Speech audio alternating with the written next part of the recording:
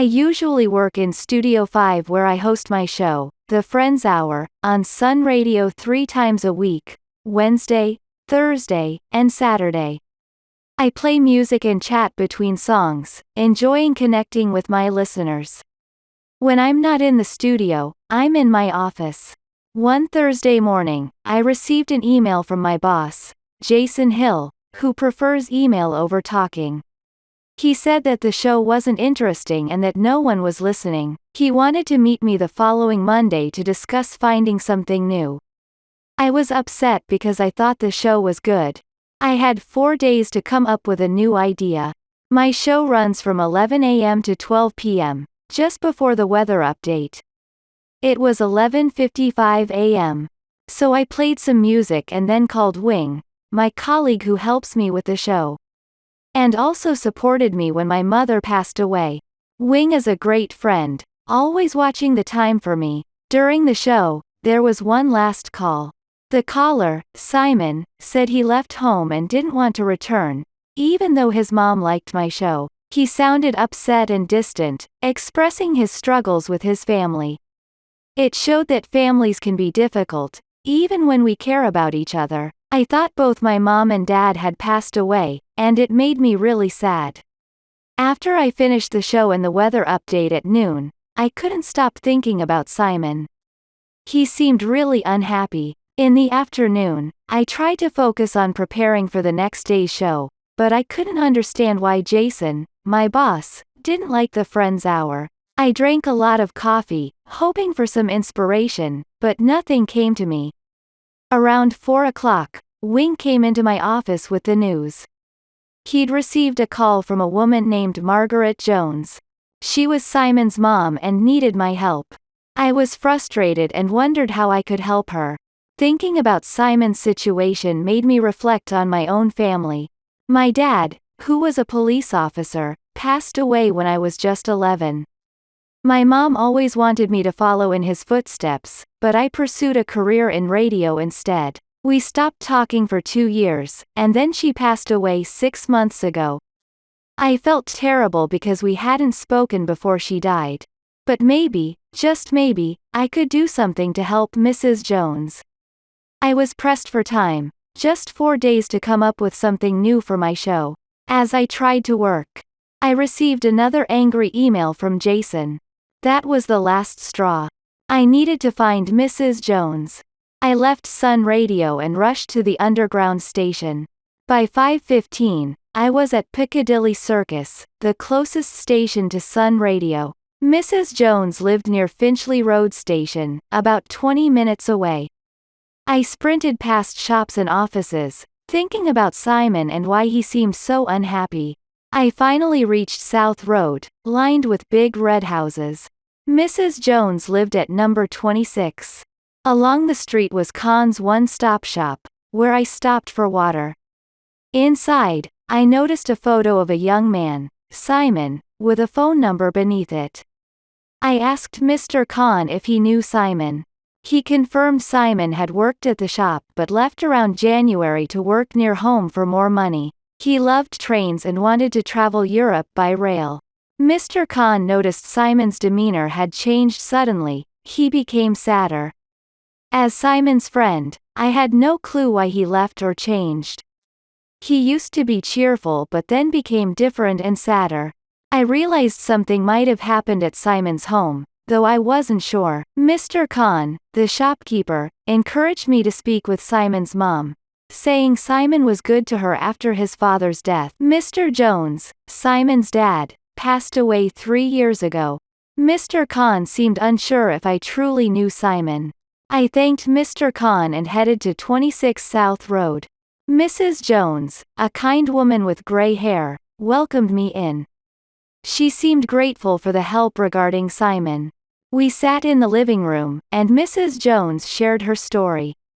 After her husband's death, things became tough. Simon found old letters revealing that Jeff, not Mr. Jones, was his biological father.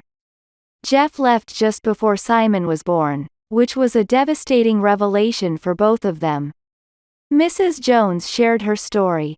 After Mr. Jones, Simon's father left her, she met Peter, who was kind and loved her. Peter became Simon's stepfather, but Simon never knew the truth. When Simon found letters from Jeff, his biological father, he was angry and left home 10 months ago. Mrs. Jones didn't know where he was, but she couldn't live without him. She showed me a birthday card Simon had sent, assuring her he was fine. I now had the phone call, the photo from Mr. Khan's shop, and the card to help me understand Simon.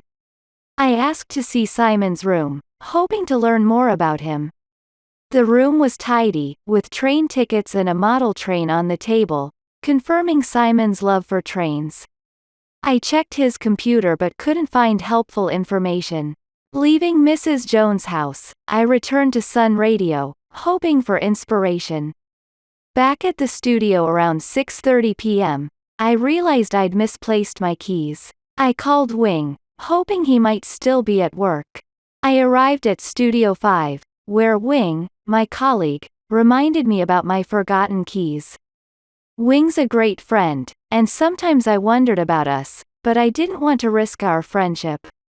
Unfortunately, Jason, my boss, wasn't happy with today's show, and he called me to his office. He seemed annoyed and wanted new ideas immediately, mentioning that no ideas meant no job.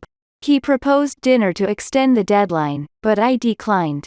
I left his office feeling upset and ended up in tears in Studio 5. Wing noticed and asked what was wrong. I shared my visit to South Road and Mrs. Jones' situation. Wing offered to help with both the detective work and the show. Wing and I tried to brainstorm. Simon left in January but sent a card to his mom in September. He liked trains, so we decided to listen to today's show again in Jason's office. Finding it locked, I came up with an idea. I climbed out of my office window, aiming to get into Jason's office through his open window on the ledge. It was scary standing there, but thoughts of Simon and my family pushed me to move carefully along the ledge. I made it into Jason's office, grabbed the CD, and returned safely. Wing thought I was a bit crazy, but I felt excited. Back in Studio 5, we listened to Simon's call attentively, hoping for a clue, but after several tries, we found nothing useful. Wing had a brilliant idea. We played the CD on the computer this time and heard different sounds in the background.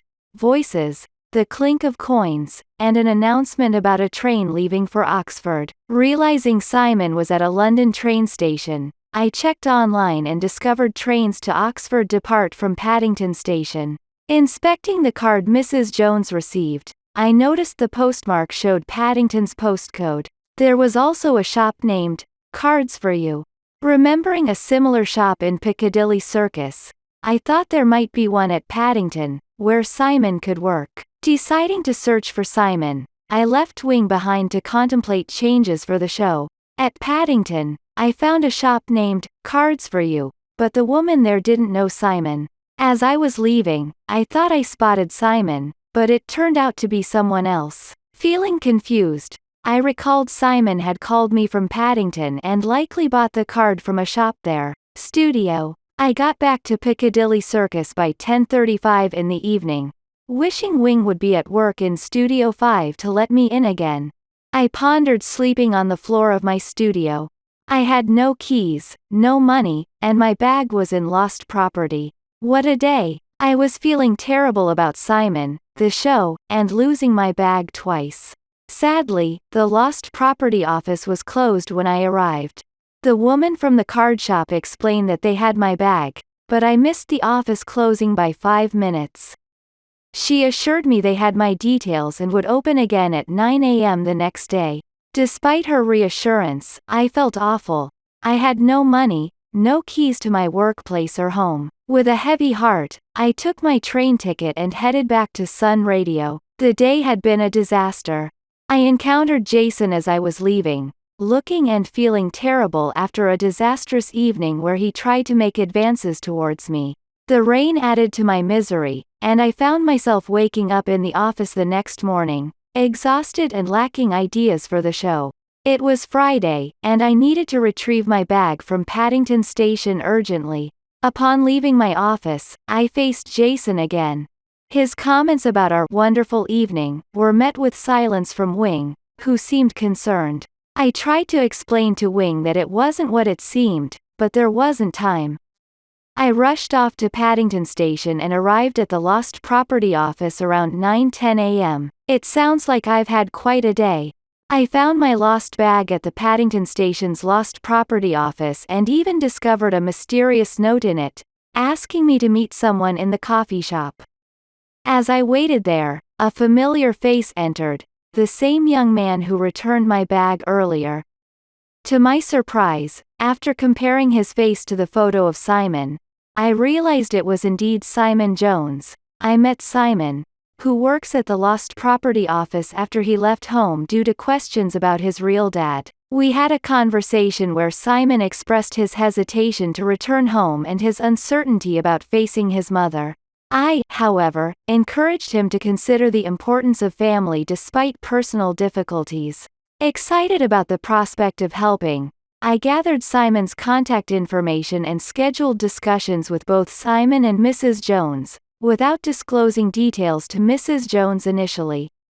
I spent the rest of the day focused on work and plans, eager to bring them together on the upcoming Friends Hour episode to discuss the importance of families. The next day, Saturday, I prepared to host the show, anticipating discussions centered around family dynamics and relationships. What a roller coaster! I navigated a whirlwind of emotions and events.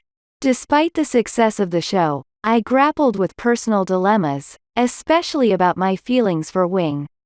I eventually discovered that Wing reciprocated my feelings, leading to a heartfelt confession and a newfound romantic relationship. As if things couldn't get any more dramatic, a surprise turn occurred in my career. My successful show earned me a promotion and an opportunity to host a daily show about families.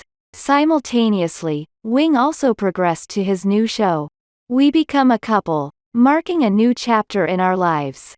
It seems like my professional and personal lives have both found their happy endings, with my show flourishing and my relationship with Wing blossoming into something special.